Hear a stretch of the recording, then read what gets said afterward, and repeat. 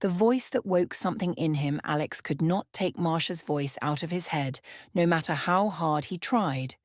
Because even though he knew the first call had been a mistake, her voice stayed with him in a way that felt unfamiliar and unsettling, as if it had touched a part of him he did not even know existed.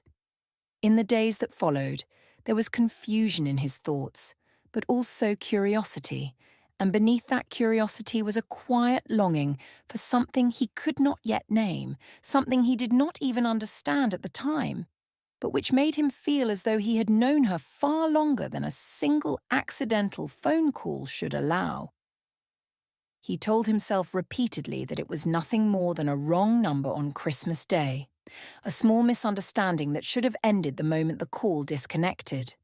Yet the feeling refused to fade, and instead grew stronger as the days passed and her voice continued to echo in his mind.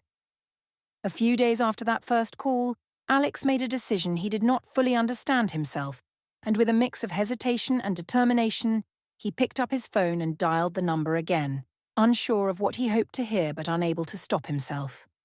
Marsia answered the phone, unaware that the brief and accidental moment they had shared days earlier had already taken root in Alex's thoughts in a way that felt deeply personal and impossible for him to explain. "This is Alex," he said, introducing himself as Christina Roberts' boyfriend and reminding her that she had called their number on Christmas Day before telling her that he only wanted to understand how it had happened.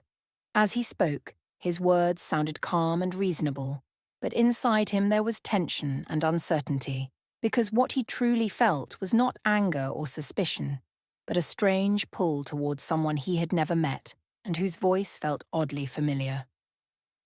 Marsia listened patiently and explained once again that she had meant to call her friend, whose name was Christine and who lived in Michigan, and that she must have dialed the wrong number by mistake without realizing it at the time.